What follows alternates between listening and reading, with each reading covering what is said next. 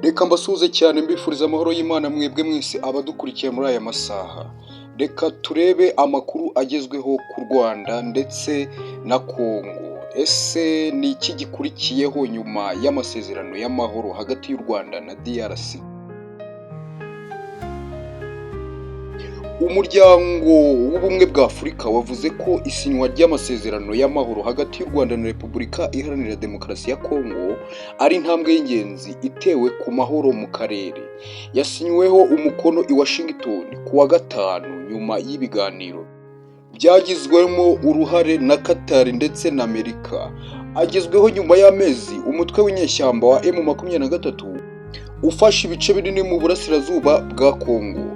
U Rwanda ruhakana gufasha M23 nubwo hari raporo nyinshi zishinja u Rwanda gufasha M23.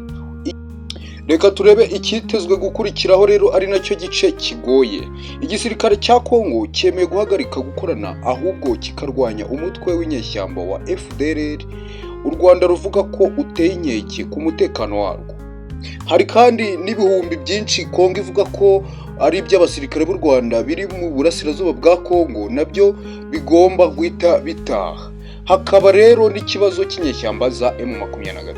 Ubutegetsi bwa Kinshasa burashaka gusubirana uturere dukungahaye ku mabuye y'agaciro twafashwe n'abarwanyi ba M23. Niba ibyo bizashoboka bizaterwa n'ukuntu ibiganiro byo muri Qatar bizagenda hagati y'izo nyeshyamba n'abategetsi ba Kongo. Hejuru y'ibyo byose u Rwanda na Kongo bigomba gukomeza kuganira no kubaka icyizere. Ubutegetsi bwa Amerika buzakenera gukomeza kubaba hafi. Ngayo nguko rero amakuru yaragezweho ku kigiye gukurikiraho nyuma y'isinywa ry'amasezerano hagati y'u Rwanda na DRC cyangwa se Repubulika Iharanira Demokarasi ya Kongo. Mbese aya masezerano wowe urumva ameze ate ku ruhande rwawe? Arakomeye mu ruhande rumwe ariko mu rundi yaba yoroshye? Byose duhurire muri comment twumve icyo ubivugaho. Iyi ni Isoko Media rero ngenda bakunda cyane, amakuru yacu nakagaruka. Ciao.